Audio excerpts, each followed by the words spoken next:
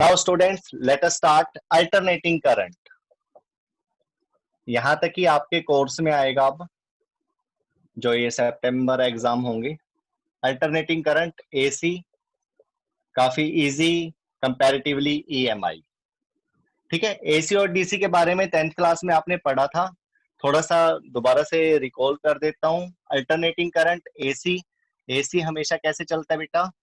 Sinusoidal form में चलता है, एक बार पॉजिटिव एक बार negative. You know very well. हमारे देश में जो फ्रीक्वेंसी है वो कितनी आती है? 50 हर्ट्ज, 50 हर्ट्ज इस तरह से। और जो वोल्टेज है वो कितनी आती है? 220 वोल्ट। लेकिन जो ये वोल्टेज होती है ये होती है आरएमएस वैल्यू। अभी पता लगेगा आपको आरएमएस क्या होता है। ठीक है, दूसरी बात, ये टाइम के हिसाब से अपने ये क्या करती है? डायरेक्शन को चेंज करती है। 50 हर्ट्ज का मतलब है एक साइकिल 1 हर्ट्ज, 2 हर्ट्ज, इस तरह से 50, यानी कि पॉजिटिव नेगेटिव दो दो बार होता है, तो ये 100 बार अपनी डायरेक्शंस को चेंज कर लेती है। ये क्वेश्चन 10th में भी था, चेंज 100 टाइम्स डायरेक्शन।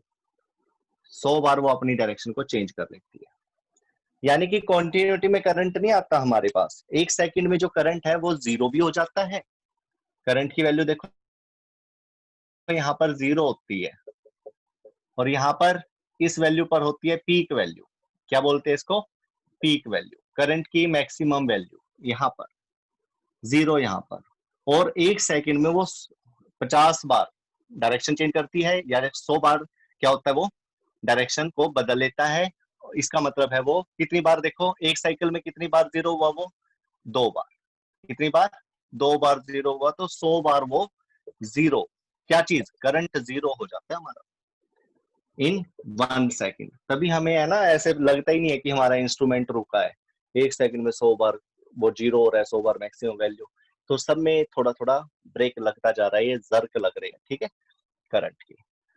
दूसरी बात, फ्रीक्वेंसी 50 हर्ट्ज, यानी कि एसी की फ्रीक्वेंसी नॉन जीरो होती है। क्या होती है? Non zero. इसी तरह से डीसी, डीसी होता है डायरेक्ट करंट। कौन सा करंट? Direct current. क्योंकि ये अपनी डायरेक्शन को तो चेंज करता नहीं है, या तो डायरेक्शन इसकी पॉजिटिव है तो पॉजिटिव रहेगी, नेगेटिव है तो नेगेटिव रहेगी। तो इसकी जो फ्रीक्वेंसी होती है वो जीरो होती है। ये बोर्ड का क्वेश्चन कई बार आ जाता है पेपर में कि what is the frequency of direct current, direct current की फ्रीक्वेंसी कितनी होती है? तो वो जीरो। और दूसरा रीजन, डायरेक्ट करंट किसमें होता है? बैटरीज में। किसमें होता है? बैटरीज में। पॉजिटिव नेगेटिव जिसके फिक्स होते हैं, तो उसके अंदर जो करंट की वैल्यू है वो आप हमेशा कांस्टेंट लेकर काम करते हैं, फ्रीक्वेंसी जीरो होती है। तो कहने का मतलब है, कभी हमने फ्रीक्वेंसी को लेकर, डायरेक्शन को लेकर, जो ये बैटरी के अंदर से करंट आ रहा है, कभी भी डायरेक्शन को लेकर हम काम नहीं कर रहे हैं करंट की। ठीक है, उसके फ्लक्चुएशन को लेकर काम नहीं कर रहे हैं, उसकी पॉजिटिव नेगेटिव को लेकर काम नहीं कर रहे कि भाई एक बार पॉजिटिव हुआ एक बार नेगेटिव हुआ, इस तरह से आप नहीं पढ़ेंगे। क्यों? क्योंकि करंट इलेक्ट्रिसिटी या इलेक्ट्रोस्टैटिक में जहां भी आपने क्या पढ़ा है, अभी तक सिर्फ डीसी के बारे में पढ़ा था। एसी अल्टरनेटिंग करंट आपका लास्ट चैप्टर से स्टार्ट हुआ है, प्रीवियस चैप्टर से स्टार्ट हुआ है, जहां पर एसी जनरेटर आया। क्या आया था? AC generator. और वहां पर मैंने आपको इक्वेशन दी थी, एक दो इक्वेशन। कौन कौन सी थी वो समझना, इंट्रोडक्शन में चल रहा है ये सब कुछ, लेकिन काफी important. V is equal to we naught sine omega T, या फिर E is equal to E naught sine omega T, EMF के लिए। किसके लिए? ईएमएफ के लिए। इंड्यूस्ड ईएमएफ निकाला था आपने, क्या था वो? एन बी ए साइन ओमेगा टी, साथ में ओमेगा भी था यहाँ पर। आपने इस सब को क्या बोल दिया था? ई नोट, पीक वैल्यू। यानी कि ओमेगा टी से ये क्या करेगी? वेरी करेगी। मतलब जो ईएमएफ है वो किसका फंक्शन है? Function of time. किसका? टाइम। टाइम के साथ साथ जितना रोटेशन। इसी तरह से करंट की भी आपको इस तरह से वैल्यू पता होनी चाहिए, I is equal to I naught sine omega t. ठीक है, अब इन दो इक्वेशन में जो सबसे ये V और E दिख रहा है, ये आरएमएस वैल्यू होती है। क्या होती है? आरएमएस, रूट मीन स्क्वायर, बताया जाएगा इसके बारे में। और जो ये V नोट या E नोट दे रखा है, इसको बोलते हैं पीक वैल्यू। क्या देते हैं? Peak value, maximum value. मतलब इस वोल्टेज में जो एसी वोल्टेज या एसी अल्टरनेटिंग करंट दे रखा आपको, अल्टरनेटिंग वोल्टेज या अल्टरनेटिंग करंट, इसमें सबसे ज्यादा वैल्यू वी नॉट और ई नॉट ये शो करेंगे। साइन के हिसाब से तो उसकी वैल्यू क्या होगी, इससे जस्ट कमी होनी है बार बार। सिर्फ एक वैल्यू ऐसी होती है साइन की जहां पर ये मैक्सिमम वैल्यू देते हैं, और वो क्या है, साइन 90। साइन 90। तो इस तरह से आप इसको पढ़ेंगे। आरएमएस वर्चुअल वैल्यू भी बोलते हैं, आरएमएस को वर्चुअल, ठीक है, और पीक वोल्टेज को या पीक वैल्यू को मैक्सिमम भी बोलेंगे। तो ये था कुछ एसी और डीसी के बारे में बातें जो आपको पता होनी चाहिए। चलो अब करते हैं स्टार्ट। थोड़ी कुछ एक मैथमेटिक्स है जो बीच बीच में आपको बताते जाएंगे। मेडिकल स्टूडेंट थोड़ा ध्यान से देखेंगे उन बातों को, क्योंकि डिफरेंशिएशन और इंटीग्रेशन ये दो चीजें लगेंगी अब इसमें, जो कि आपने +2 में नहीं पढ़ी है अभी।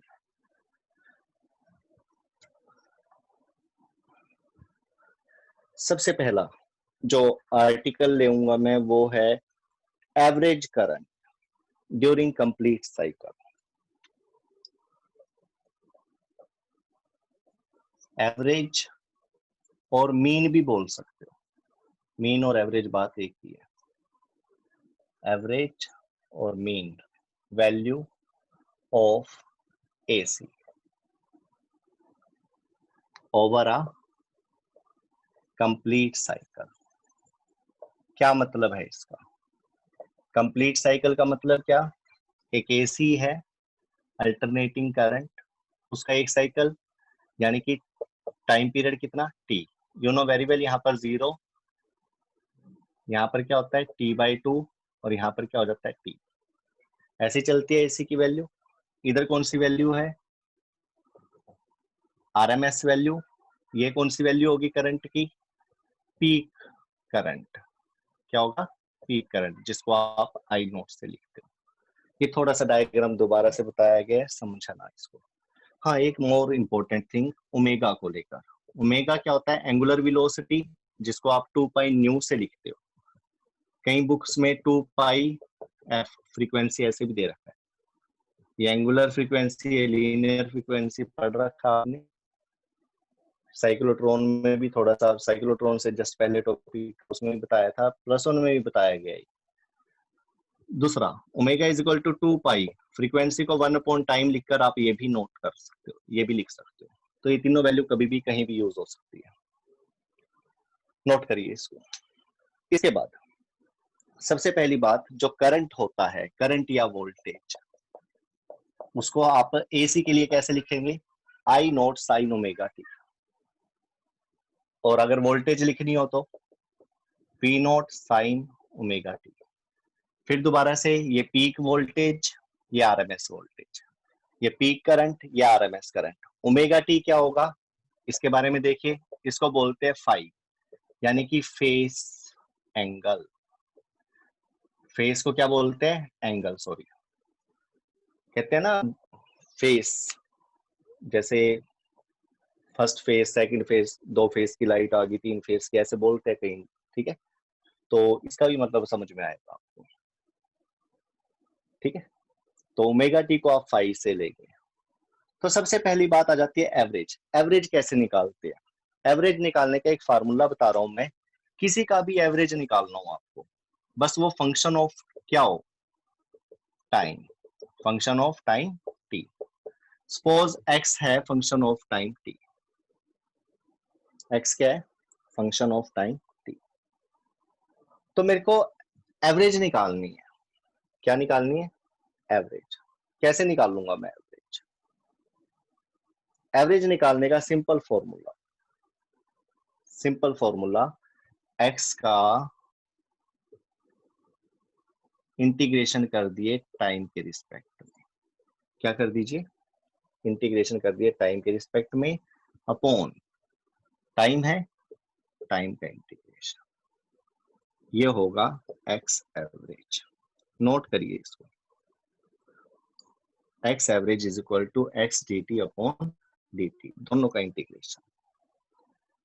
कोई भी आप वैल्यू निकालनी हो, पावर निकालनी हो, मान पी एवरेज निकालना है, तो क्या करेंगे, P into D t integration upon dt integration,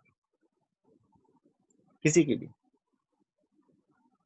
average ऐसे निकाल सकते हो। अब बात आ जाती है मेरे को एवरेज और मीन वैल्यू ऑफ एसी चाहिए, अल्टरनेटिंग करंट। करंट की एवरेज निकालनी हो तो क्या करेंगे, I D T upon D t integration, इसको क्या बोलेंगे, आई एवरेज। इस तरह से आई एवरेज निकाल लेंगे आप, ठीक है। फिर आपको RMS root mean square value निकालनी सिखाएंगे। आई एवरेज का मतलब समझ में आया, आई ये वर्चुअल वैल्यू है, आर ये आरएमएस वैल्यू है, dt अपॉन में dt इंटीग्रेशन, ठीक है। तो कुछ एक बेसिक्स थे जो आपको पता होने चाहिए और आपके लिए नए भी है। अब बात आ जाती है अपने आर्टिकल की, किसकी, आर्टिकल की। इस आर्टिकल में क्या है, ये सारी वैल्यू मैं इधर छोड़ देता हूं, अभी बाद में रफ कर देंगे ताकि थोड़ी सी आदत पड़ जाए आपको इसकी। I is equal to I naught sine omega T, you know very well, एक एसी सोर्स है, उसमें से जो करंट निकलेगा वो इसी टाइप से निकलेगा। लेकिन एक कंप्लीट साइकिल में आपने उसकी एवरेज निकालनी है। क्या निकालनी है, एवरेज। यानी मेरे को आई नहीं चाहिए, क्या चाहिए, आई एवरेज। क्या चाहिए, आई एवरेज। आई एवरेज के लिए क्या फॉर्मूला बताया अभी मैंने आपको, I D t integration upon dt integration, complete cycle. Complete cycle का मतलब क्या है, 0 टाइम से लेकर t टाइम तक। तो आप इसका इंटीग्रेशन कर देंगे 0 टू t, बस ये करते ही आपका क्वेश्चन सोल्व। कैसे, what is the value of I, I naught sine omega T dt 0 to t upon dt integration 0 to t। Solve करिए, कौन बाहर आ जाएगा, आई नॉट बाहर आ जाएगा, integration 0 to T. Medical student थोड़ा सा ध्यान देंगे, बहुत अच्छा ट्विस्ट आने वाला है यहाँ पर, इंटीग्रेशन करना सिखाएंगे आपको, 0 टू टी डी टी। चलो आई नॉट कॉन्स्टेंट है, बाहर आ गया, मतलब फंक्शन ऑफ टाइम नहीं है, बाहर आ गया, sorry. Sign omega T, sign omega T का जो इंटीग्रेशन होगा, साइन ओमेगा टी का जो इंटीग्रेशन होगा क्या होगा, वो माइनस कोस ओमेगा टी।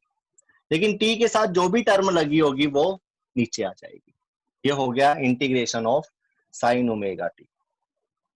अगर सिर्फ टी होता तो कोस टी लिख देते बस, लेकिन टी के साथ जो भी है आप वो लिखेंगे पहले कोस के साथ, और उसके बाद टी के साथ जो भी है उसको रेसिप्रोकल में लिख देंगे।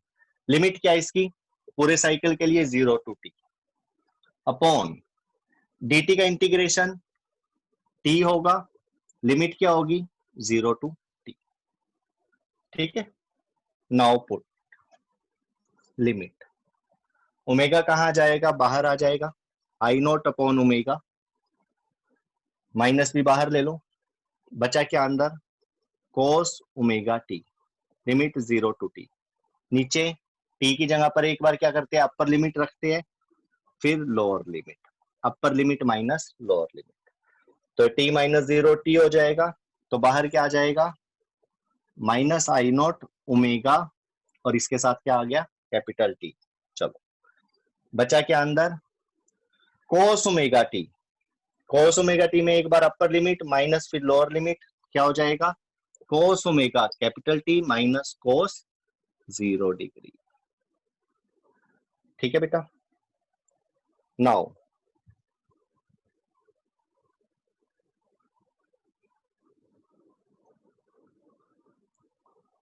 माइनस, ये आप क्या निकाल रहे थे, I average, minus I naught upon omega T bracket cos omega t, cos omega की वैल्यू क्या होती है, 2 pi upon T into T, देखो यहां पर लिखी हुई है, इंटू में टी, माइनस कोस 0 क्या होता है 1, टी से टी कैंसल, तो what will be the average value, minus I naught upon omega T. यहां पर भी लगा सकते हो आप ओमेगा की वैल्यू, लेकिन अभी देखिए क्या होने वाला है, cos 2 पाई, cos 2 पाई की वैल्यू क्या होती है? पाई 180, 2 पाई 360, यानी कि cos 0 डिग्री कितनी होगी वैल्यू? 1 माइनस 1, 1 माइनस 1 कितना हो जाएगा? 0। तो यहां से क्या आया आपके पास? किसी को भी 0 से मल्टीप्लाई करे तो क्या होता है? 0 आ जाती है। तो I average over a complete cycle is 0। Note कर लीजिए इसको, hurry up, take it screenshot. इसके बाद दूसरा आर्टिकल, अगर एवरेज और mean value of AC over a half cycle निकाल ली जाए तो, देखो क्वेश्चन ही बदल दिया है, हाफ साइकिल, आधे साइकिल में, तो क्या होगा? जो लिमिट है वो टी की बजाय क्या हो जाएगी? T by 2, T by 2। करिए इसको, टी बाय 2, सबको टी बाय 2 कर दीजिए, टी बाय 2, टी बाय 2, यहां पर भी टी बाय 2, यहां पर भी टी बाय 2, यहां पर भी टी बाय 2 हो जाएगा। ठीक है, यहां पर वैल्यू क्या हो जाएगी? T by 2। करिए सभी जगह पर कैपिटल टी जहां पर भी दिख रहा है टी बाय 2 कर दीजिए, क्योंकि आप हाफ साइकिल के लिए निकाल लोगे। किसके लिए? Half cycle. उससे भी हाफ ले सकते हो, टी बाय 4 के लिए भी निकाल सकते हो। यहां से यहां तक की एवरेज, जीरो से मैक्सिमम होना, फिर जीरो होना, ठीक है, कहीं से भी निकाल सकते हो। तो ये भी टी बाय 2। तो यहां तक कर दिया आपने। इसके आगे फिर दोबारा टी बाय 2। चलो यहां से हम सोल्व कर लेते हैं, यहां से हम सोल्व कर लेते हैं। ये रफ कर देता हूं यहां से।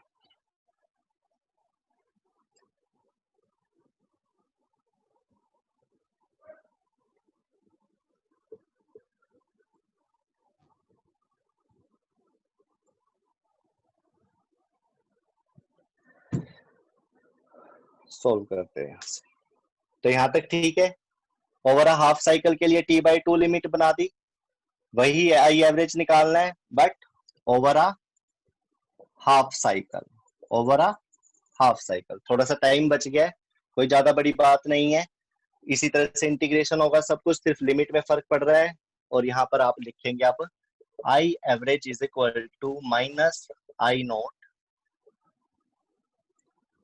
अपॉन ओमेगा की जगह पर क्या लिखेंगे? 2 पाई अपॉन टी, और नीचे क्या है? टी बाय 2, 2 ऊपर चला जाएगा। ठीक है, bracket cos omega 2 pi upon T लिखेंगे ओमेगा को, साथ में क्या है? टी बाय 2 माइनस cos 0 1, ये आ जाएगा आपके पास। नाउ सॉल्व इट, कट करिए इसमें, 2 से 2 कैंसल, टी से टी कैंसल, क्या आएगा आपके पास? इधर से आ जाइए, 2 से 2 कैंसल, टी से टी कैंसल, तो यहां से आपके पास आ जाएगा I average is equal to minus I naught upon pi, bracket cos pi, क्या बचा यहां पर? कोस पाई माइनस 1। कोस पाई की वैल्यू क्या होती है? माइनस 1। तो यहां से आपके पास आ जाएगा I average is equal to minus I naught upon pi minus 1 minus 1। तो माइनस माइनस माइनस 2, इससे मल्टीप्लाई करोगे तो प्लस 2। तो this will be your answer for calculating the I average over a half cycle of AC. किसी भी time period के लिए आप ये एवरेज निकाल सकते हो। नोट इट, नोट करिए इसको, स्क्रीनशॉट ले लीजिए। ये दो आर्टिकल हो गए आपके। एक फुल साइकिल में एसी की जो वैल्यू है वो 0 होती है, 2 साइकिल ले ले तो 2 complete cycle, 2 complete cycle, 2 complete cycle में तब भी 0 आएगा। इस तरह से आप किसी के लिए भी ले सकते हो, 0 टी बाई 4 के लिए भी ले सकते हो, टी बाई 4 पुट करके करना पड़ेगा। ठीक है, चलो नेक्स्ट, आरएमएस वैल्यू। कौन सी वैल्यू? RMS value. किसी को नोट करना है तो लिख के भी कर सकता है, मैं अभी स्टार्ट कर रहा हूँ टॉपिक बस। Root mean square value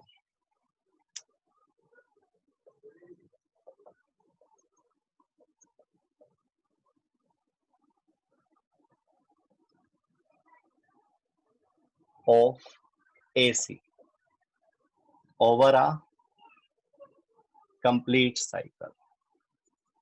complete cycle, cycle आप कंप्लीट लीजिए, हाफ लीजिए, मर्जी आपकी रहेगी। हमें तो बस ये सिखाया गया है भाई, हमने तो कैसे एवरेज निकालनी है, कैसे रूट मीन स्क्वायर। एवरेज तो आप अपने मार्क्स की भी निकालते हो, ठीक है। तो ये सारी चीजें आपको आनी चाहिए, लॉजिक समझ में आ जाए तो ये सारी चीजें करनी आसान हो जाती है।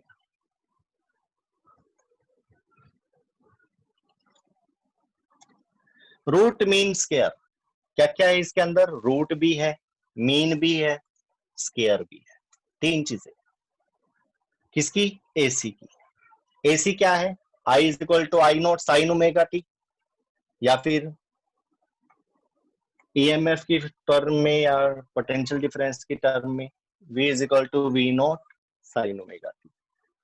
कोस में भी ले सकते हैं, साइन में भी ले सकते हैं। You know very well I is equal to I naught sine omega T. As the name given, root mean square. तो कैसे लेंगे आप इसकी वैल्यू? तो सबसे पहले आप स्क्वायर करिए, फिर मीन लीजिए और फिर रूट ले लीजिए। ये तीन चीजें ले लीजिए, इसकी वैल्यू बन जाएगी। अगर मैं सिर्फ कहूं कि मेरे को तो मीन चाहिए तो पिछला टॉपिक हो जाएगा। अगर मैं कहूं स्क्वायर करना है तो सिर्फ स्क्वायर कर दीजिए, स्क्वायर वैल्यू हो जाएगी स्क्वायर, ठीक है। तो आप स्क्वायर भी करेंगे, मीन भी लेंगे उसका, और फिर रूट भी लेंगे। चलो स्क्वायर करते हैं सबसे पहले। आई स्क्वायर क्या होगा? I naught square sine square omega t. ये तो आपका फर्स्ट टास्क कंप्लीट हो गया, first task complete. Second, average चाहिए। क्या चाहिए? एवरेज। एवरेज कैसे लेंगे आप इसकी? आई स्क्वायर एवरेज कैसे लेंगे? I square d t integration upon D t integration, यही था कंप्लीट साइकिल के लिए, 0 टू टी। यस और नो? अगर ये आपको बात समझ में आई है जल्दी से बताइए।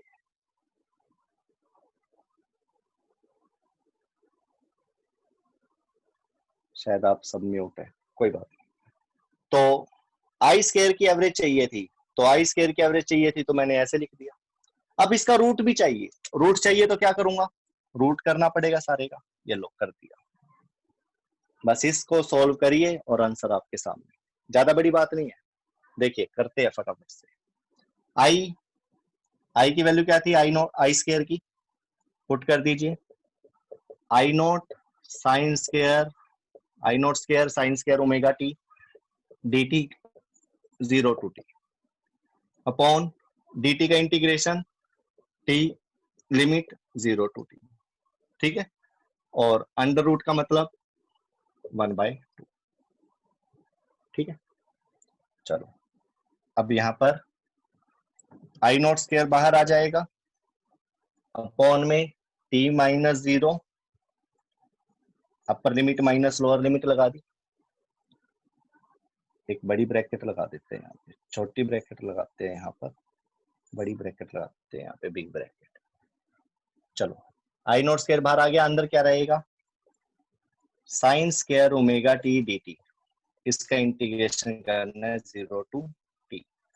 पावर क्या बाहर? 1/2। Now solve it. I naught square upon T, ये आ जाएगा। अंदर क्या है? Sign square omega T. Sine square omega T क्या है value? Sign square omega T, medical student ध्यान रखे, आ गया फार्मूला आपके लिए।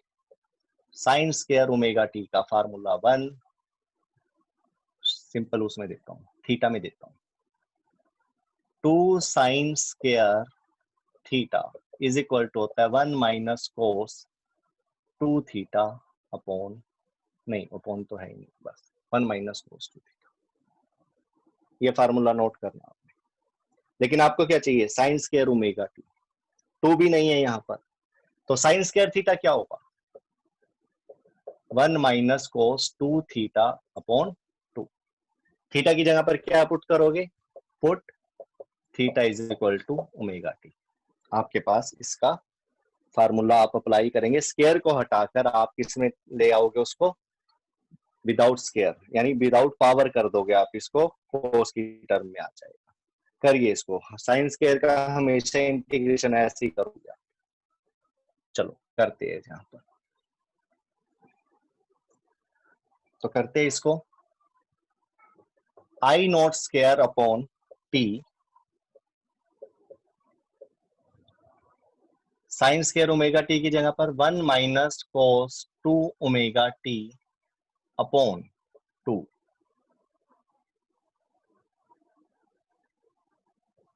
dt, इंटीग्रेशन 0 टू t, और पावर क्या रखोगे बाहर, 1/2। फिर दोबारा से I naught square upon t, 2 बाहर ले लो, इंटू में 2, बचा क्या अंदर,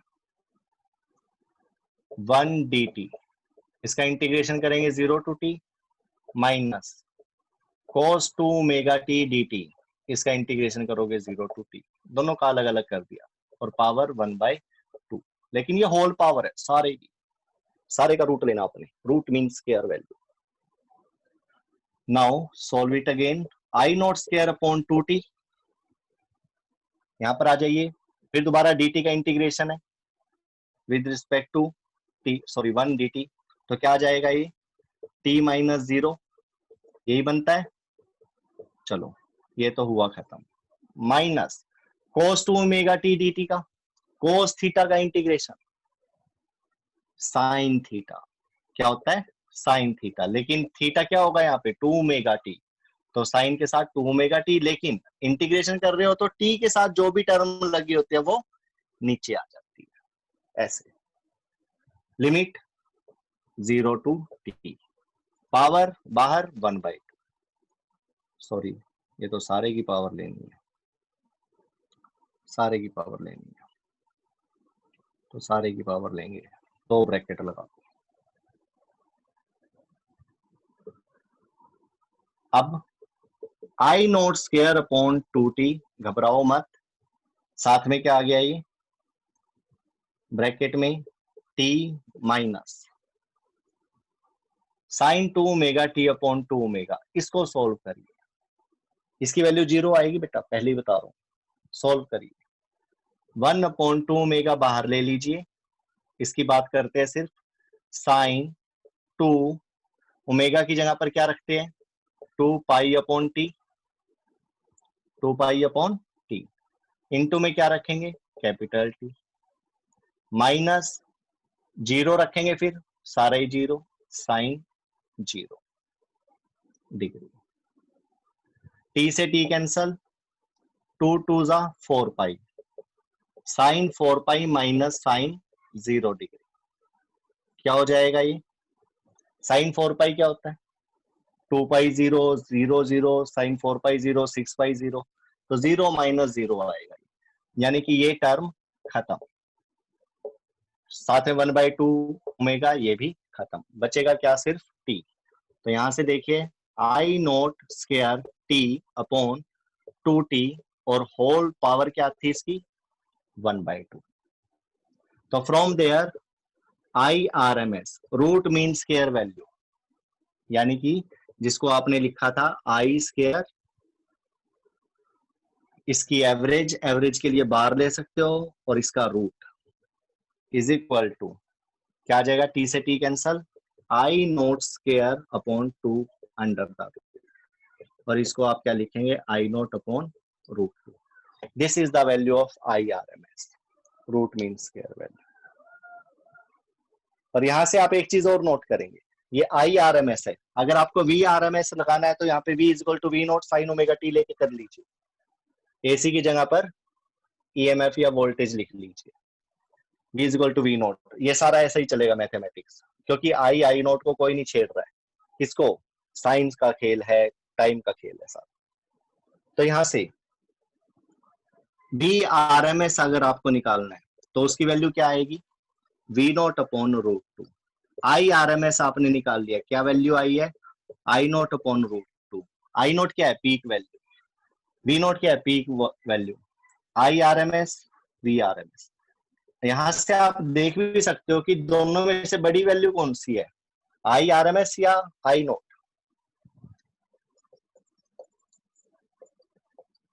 ऐसे ही वी आर एम एस और वी नोट में से बड़ा कौन है, obvious R M S value.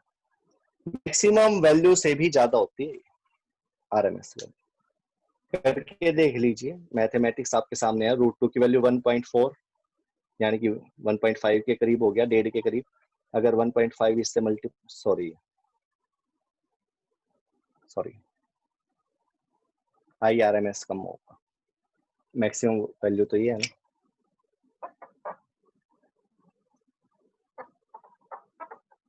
ठीक है, थोड़ा सा ये दिख रहा था। तो इस तरह से आप इसको सोल्व कर सकते हैं। एवरेज और आरएमएस निकालना मैंने आपको सिखा दिया है। अब बात आ जाती है आगे रजिस्टर, इंडक्टर और कैपेसिटर की। तो टॉपिक का नाम बनता है, काफी इंपॉर्टेंट टॉपिक है और ये 5 नंबर के क्वेश्चन की तरफ चलेगा धीरे धीरे। और 2 क्वेश्चन आएंगे इसमें लास्ट में 5 मार्क्स के। जैसे पिछले चैप्टर में आया था, पिछली यूनिट में आया था एसी जनरेटर। क्या आया था, एसी जनरेटर। इसमें आपके 2 क्वेश्चन आएंगे, एक तो आएगा एलसीआर सर्किट और दूसरा आएगा ट्रांसफार्मर। तो दोनों को आपने ध्यान से करना है, एग्जाम में काफी पूछा जाता है। तो एसी थ्रू रजिस्टर या प्योर रेजिस्टिव सर्किट भी बोलते हैं। तो first article, AC through register only, register only. इसमें बहुत कुछ सीखने को मिलेगा आपको, और वो कुछ रूल रेगुलेशन या कुछ बेसिक। प्योर रेजिस्टिव सर्किट भी बोल देंगे इसको, प्योर रेजिस्टिव सर्किट। आसान है ये काफी, ईएमआई से, थोड़ा सा बस ध्यान देना इसको। एसी, एसी के लिए कोई बैटरी नहीं बनाओगे, इस तरह से आप बनाते हो इसमें, जैसे ग्राफ बनता है साइनसोइडल। ये है रजिस्टर और ये है एसी, अल्टरनेटिंग करंट।